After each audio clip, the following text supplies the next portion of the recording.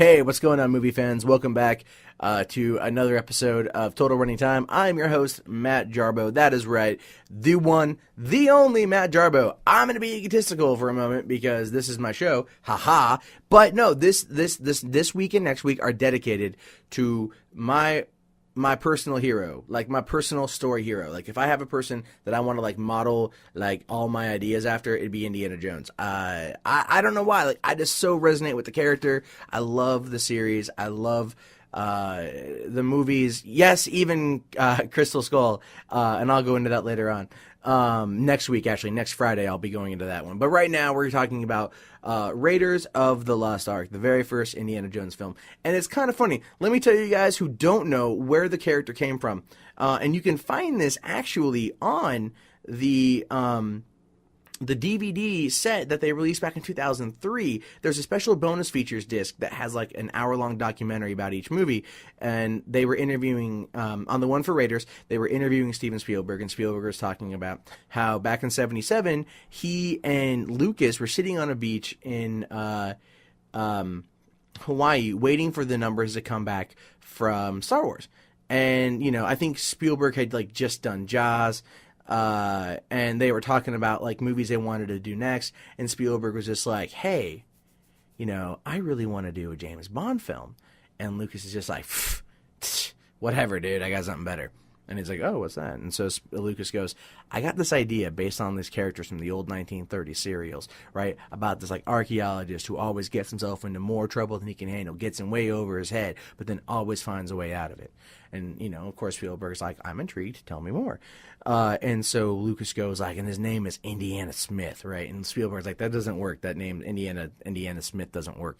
Let's call him, you know, Indiana Jones, right? And that's where the character was born. And so they went to their buddy, you know, Lawrence Kasdan, right? And Lawrence Kasdan was like, yeah, sure, I'll write this thing, cool.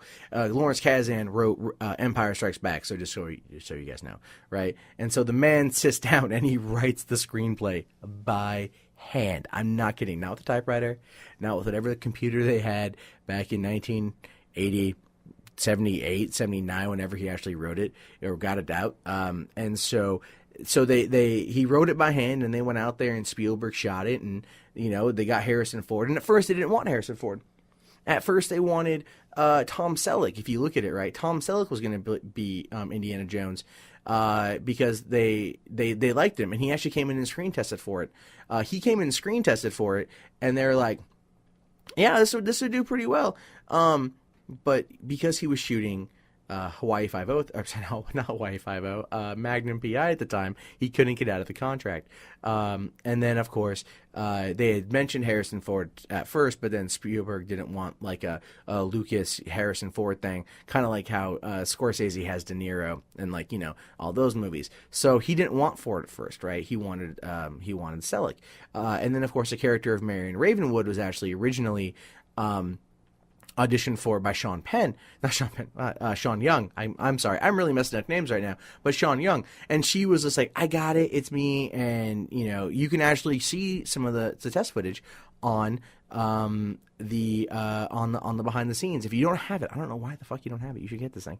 And so you can see those, you can get those. And then of course she didn't get it, went to Karen Allen.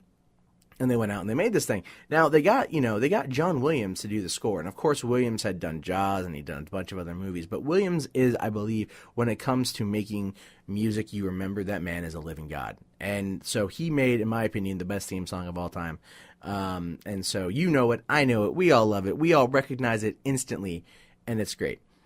So the movie stars, you know, we all know it stars Harrison Ford, Karen Allen, John Rhys Davies, and Denholm Elliott.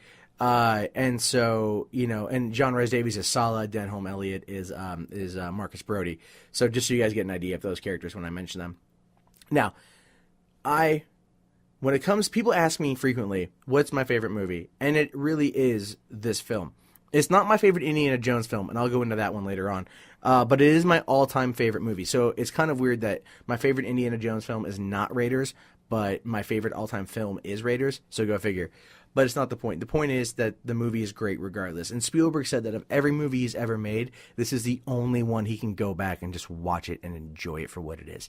So the movie came out June 12th, 1981. It's 115 minutes long. It had a budget of $18 million, which I guess was a lot for, like, you know, back in the 80s and stuff. And it grossed $384 million worldwide. So that's a great number. It's a great success. And of course, it's been, you know, they're not talking about like DVD sales, VHS sales, and merchandising, you know, and how much Disney paid them for the rights to do the thing at Disneyland, the ride at Disneyland. So, you know Indiana Jones, I know Indiana Jones, but like any other episode of this podcast, the next part is going to contain heavy spoilers. So if you have not seen Raiders of the Lost Ark yet, don't tell me, because I will yell at you, literally will yell at you. I will make an episode, I will call you out and go, you are an idiot. Why haven't you seen this yet? I'm kidding, I won't actually do that, but I'll think it very hardly. I'll think it very hard in my brain, and I'll aim it at you. So come back, come back after you see it, and definitely talk about it, you know, and you'll see why it's so well loved and why so many people love the character of Dr. Jones, and why he's just an amazing, amazing character. But I'm just gonna like brag and stuff, and everything. I'll get into it after this. Okay. So here is the plot line. Get ready. This one's a bit of a monster. So we're going to go through. We're going to have a lot of fun, and get ready. Okay, here we go. In the Peruvian jungle in 1936, archaeologist Indiana Jones braves an ancient temple filled with booby traps to retrieve a golden idol. Upon fleeing the temple, Indiana is confronted by a rival archaeologist, Rene Belloc, and the indigenous Javitos. Surrounded and outnumbered, Indiana is forced to surrender the idol to Belloc and escapes aboard a waiting seaplane. Shortly after returning to college in the United States, where he teaches archaeology, Indiana is interviewed by two Army intelligence agents. They inform him that the Nazis, in their quest for the occult power, are searching for his old mentor, Abner Ravenwood, who is in possession of a headpiece of an artifact called the Staff of Ra, and is the leading expert on the ancient Egyptian city of Tanis.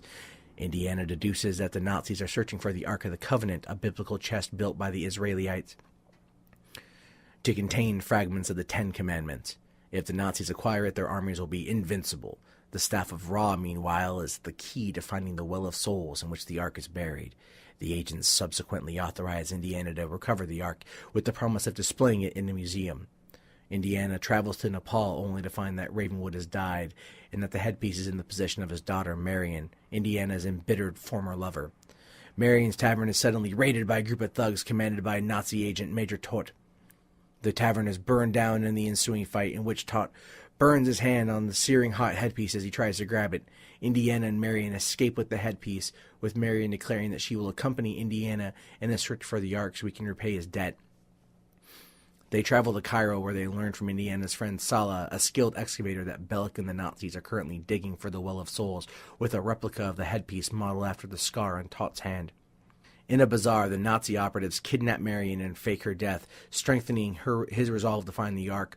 While deciphering the markings on the headpiece, Indiana and Salah realize that the Nazis have miscalculated the location of the Well of Souls. Using this to their advantage, they infiltrate the Nazi dig and use the Staff of Ra to determine the location correctly and uncover the Well of Souls, which is filled with snakes. After Indiana fends off the snakes and acquires the Ark, Belloc and the Nazis arrive to take it for themselves. They toss Marion down into the well with Indiana and seal them both in, but Indiana and Marion manage to escape. After a grueling fistfight with a large German mechanic, blowing up a flying wing on the airstrip, and chasing down a convoy of trucks, Indiana takes back the Ark before it can be shipped to Berlin. Indiana and Marion leave Cairo to escort the Ark to England and aboard a tramp steamer. The next morning, their boat is boarded by the Nazis, who once again steal the Ark and kidnap Marion. Indiana stows away on the U-boat and follows them to an isolated island in the Aegean Sea, where Belloc plans to test the power of the Ark before presenting it to Hitler. Indiana reveals himself and threatens to destroy the Ark with a rocket-propelled grenade launcher, but Belloc calls his bluffs. Indiana surrenders and is tied to a post with Marion as Belloc performs a ceremonial opening of the Ark, which appears to contain nothing but sand.